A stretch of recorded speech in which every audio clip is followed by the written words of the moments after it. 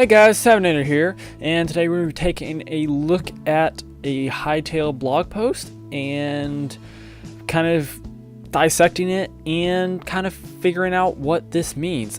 So basically, give you some context of why I'm doing this. Hytale is a kind of a game. They don't want to be compared to Minecraft, but it is being compared because it literally looks like Minecraft, but a lot more refined. And it's starting to get really popular, and the release date is starting to come out. The release date is seeming to be very soon, in about a month or 2 months, or maybe even 3, depends. But it's coming up close, and they're seeming to post a lot of stuff, and specifically blogs.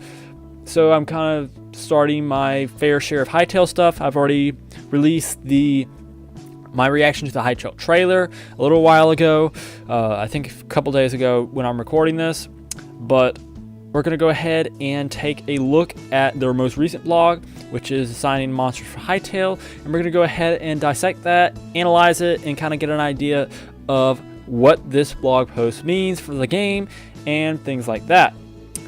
So basically, let's go ahead and get into the video.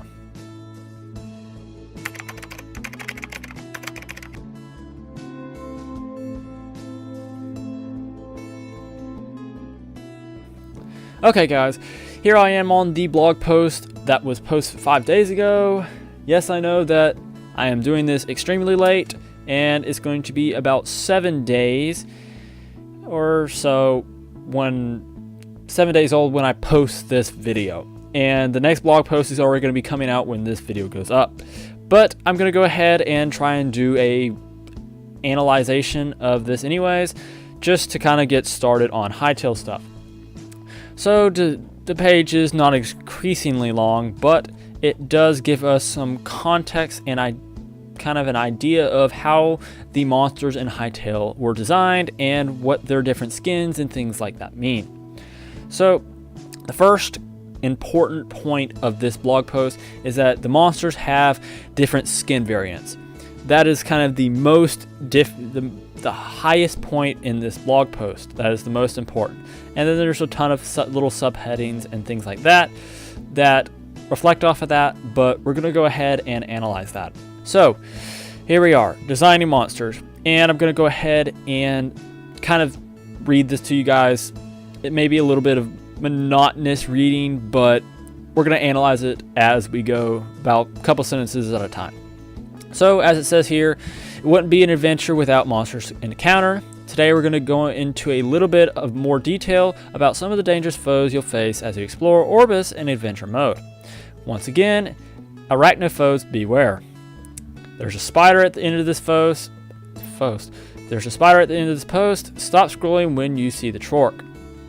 So from this little tiny paragraph of about 3 sentences or so, what we get out of this is the monsters are there to give a lot of fun, and that they're spiders.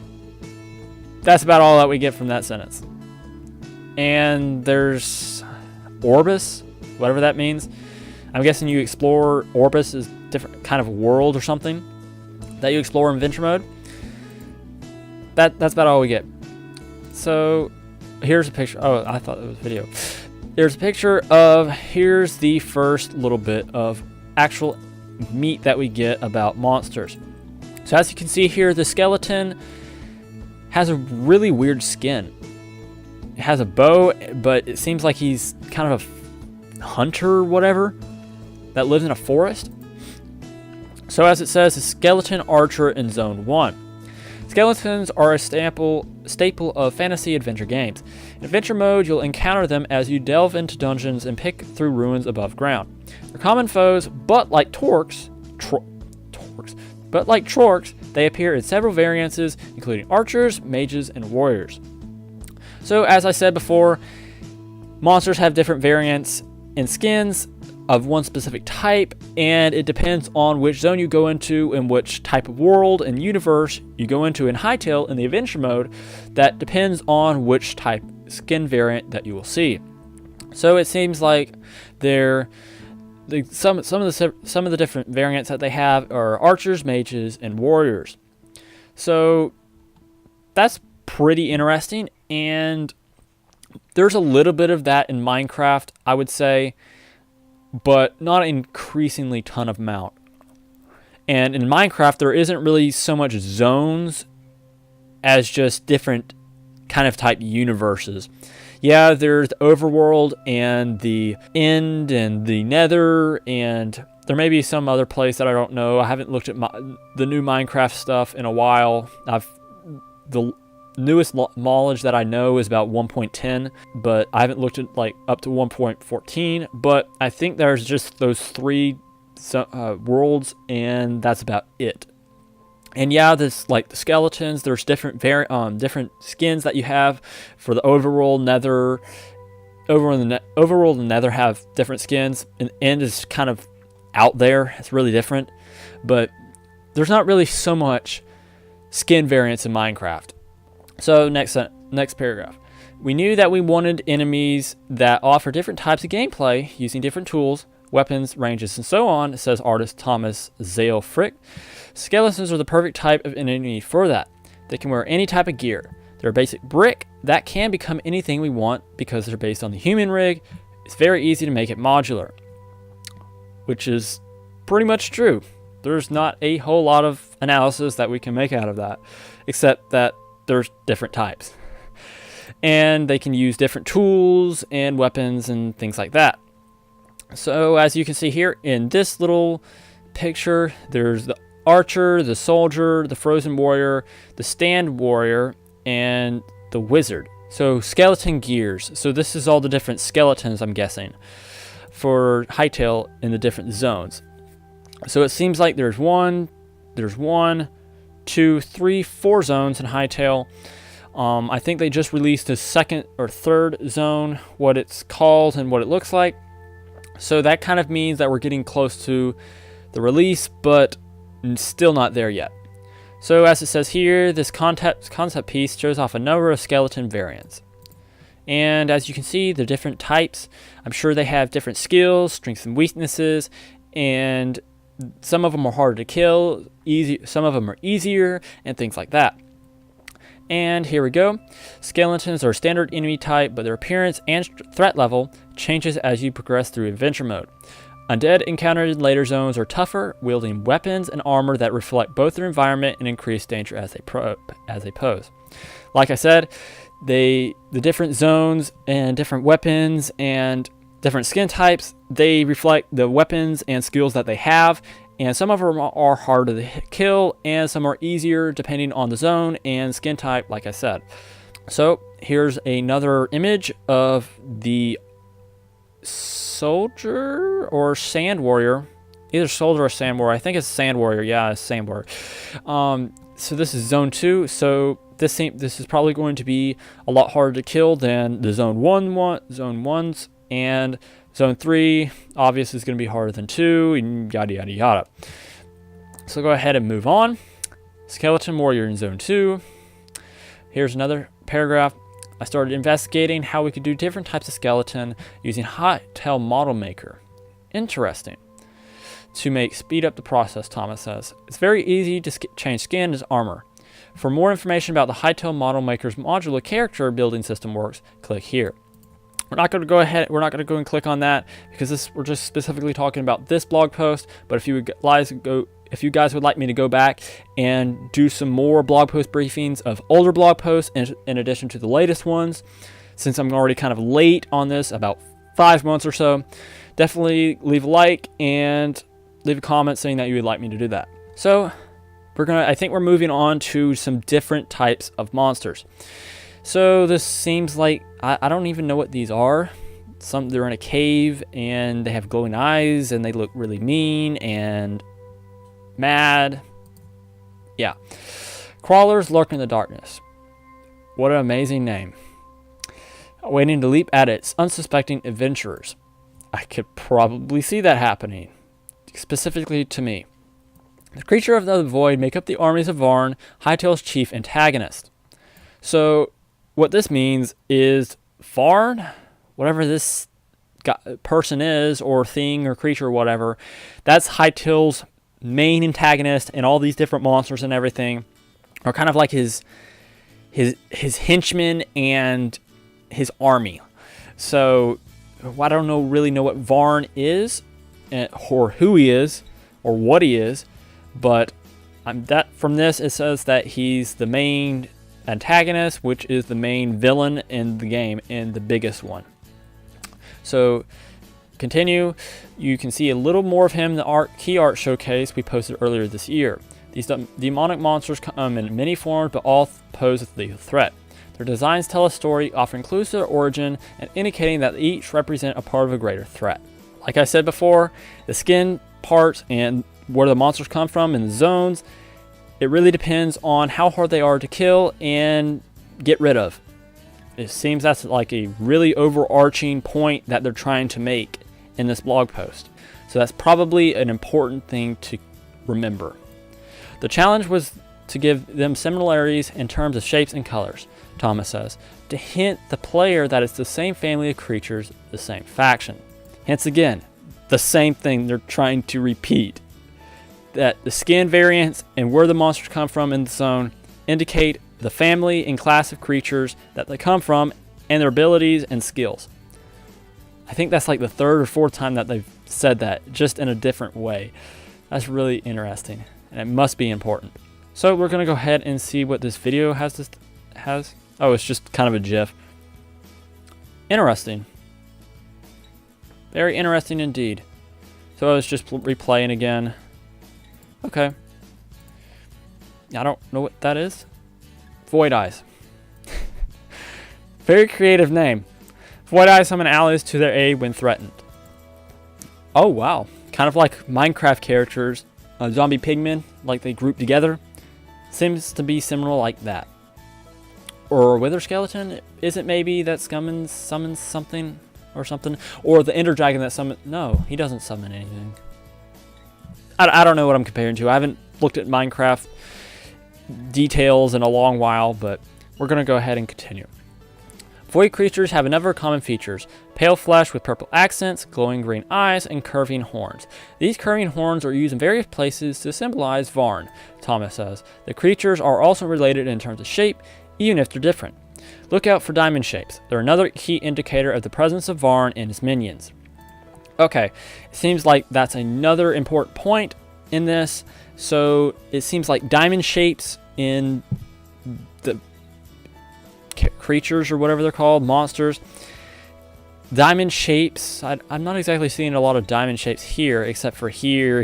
Yeah, there's a lot of diamond shapes. It says that they're a key indicator of the presence of Varn. So what that basically means is the more diamond shapes you see in the skins of characters, the closer you are getting to Varn and his minions. So I'm guessing maybe Varn's in zone 4, and the more zones you go up or something, the closer you get to him. Or he could be in different zones, and depending on what path you take, maybe, it'll be interesting to see what they have in the game once it comes out. It says a void spawn strides out into a sandstorm. A void spawn. Creative. The most dangerous monsters have an appropriately threatening appearance, particularly in the void spawn. They're some of the Varn's most dangerous soldiers. Interesting. Even so, it's important that all of these Hytale creatures cohere as a part of the game's overall art style. Whether you're facing down a void spawn or befriending a Quebec, correct me if I'm wrong with that. It should be clear that they are both part of the same universe. This is achieved by assuring that all creature designs are based on the common elements. If you're planning to design your own Hytale creatures one day, then it may be worth keeping these in mind. So it's important that Hytale creatures are cohere as part of the game's overall art style. So what this paragraph means is the art style and skin style of the creatures are really important to the whole aspect, specifically to the adventure mode of Hytale. And that if you're planning to design your own Hytale creatures, then you want to keep these art styles and kind of specific points in mind when you're designing them to kind of reflect to the player, okay, so they come from this universe or this zone or this area, and they indicate this and that. That really kind of creates more of a challenge, because you have to understand more than just fighting things, because you have to look for strategies to fight things, because it's all really different. It's not all the same thing, just hitting it with a sword. You have to think, okay, so it has this specific skill, this weakness. Okay, so I need to fight it against this weakness and stay away from its skill of whatever it has.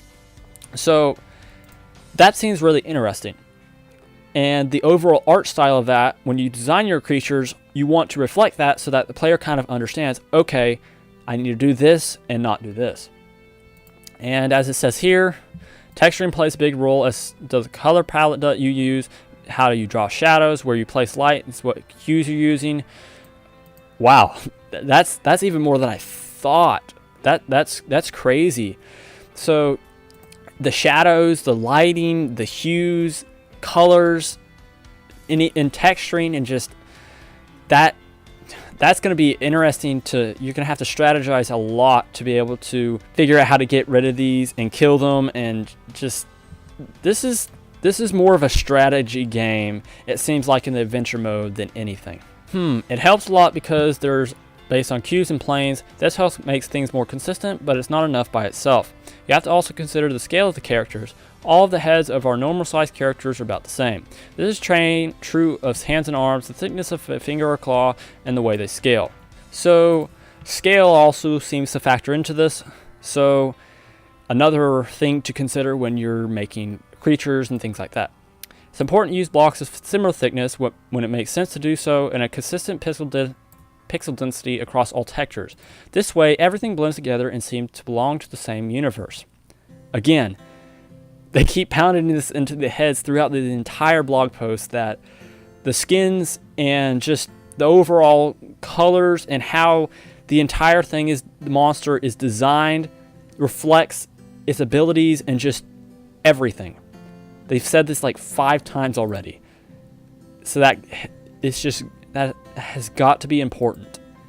And I think it really kind of coincides with the strategy of this game. So as you can see here, there is some Trork Warrior guards his campfire. Guards his campfire. Wow. That is really intense.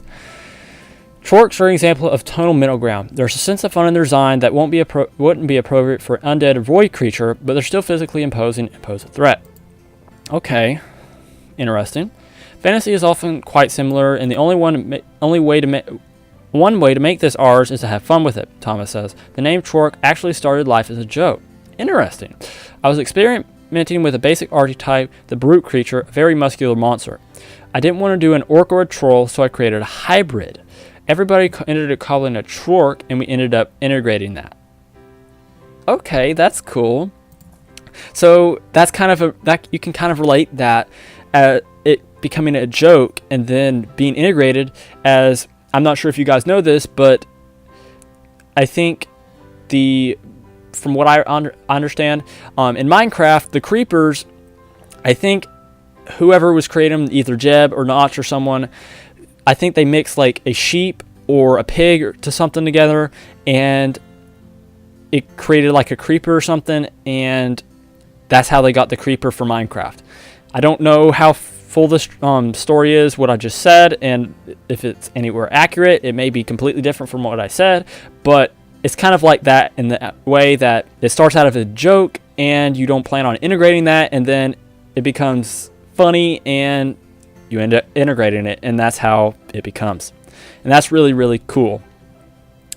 All that have been said, some players aren't going to get their biggest scare when they wander into a Trork camp, or when they have a run-in with Varn's forces. Instead, they're going to regret taking a wrong turn underground and ending up in exactly the wrong kind of cave. Cool. Sorry about all the spiders, they get everywhere. And if you want to download a zip containing the screenshots and short video clips in this blog post, you can click there and get yet. And basically, that's the end of this blog post. So basically, that's amazing.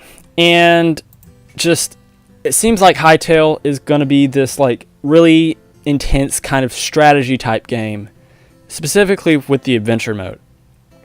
And a couple of the important points that they seem to be pounding in our heads is from just this blog post is that the skin variants are going to create the different abilities and skills and indicate that, and just all the different aspects creating that, and that you can see from the creature, like the shadows and hues and everything, are going to tell you what skills, abilities, and what weaknesses and strength that creature has, which is really, really just amazing that they're putting all this time into thinking about that, which is going to create a lot of knowledge and make the player have to understand a lot of things to be able to progress, which is very, very intense, I'm thinking. But basically, that's just my opinion.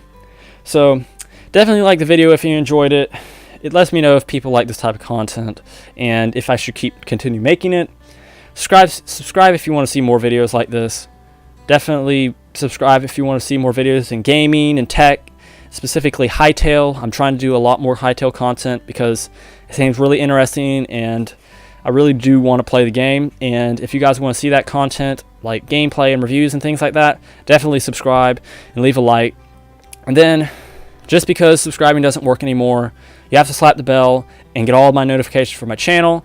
So definitely do that so you get the latest videos when they first come out. And basically, I'm going to be, like I said before, I'm going to be doing more Hytale content. So definitely for more of those updates on those videos and content and possibly live streams. So the summer's coming up, so I could do, I'm planning to do more videos, possibly daily videos and some live streams. So definitely follow my Twitter at the 7aterYT to get the latest updates for that. And definitely check out my Discord, the 7aters public Discord, to chat and interact and possibly get some early information of what's going to be going on my channel and the kind of the community that's starting to build with this Hytale stuff. Links for both of those are down in the description. But I think that's pretty much the end of this video. So I hope you guys enjoyed the video, and without further ado, I will see you guys in the next 2 to 3 days in the next video. And basically that's that. I'm trying to do videos 2 to 3 days. I'm trying to do videos every other day, but it's kind of hard with school and EOCs and testing and things like that because I'm really busy. But I will see you guys later in the next video, and that's basically it. Bye.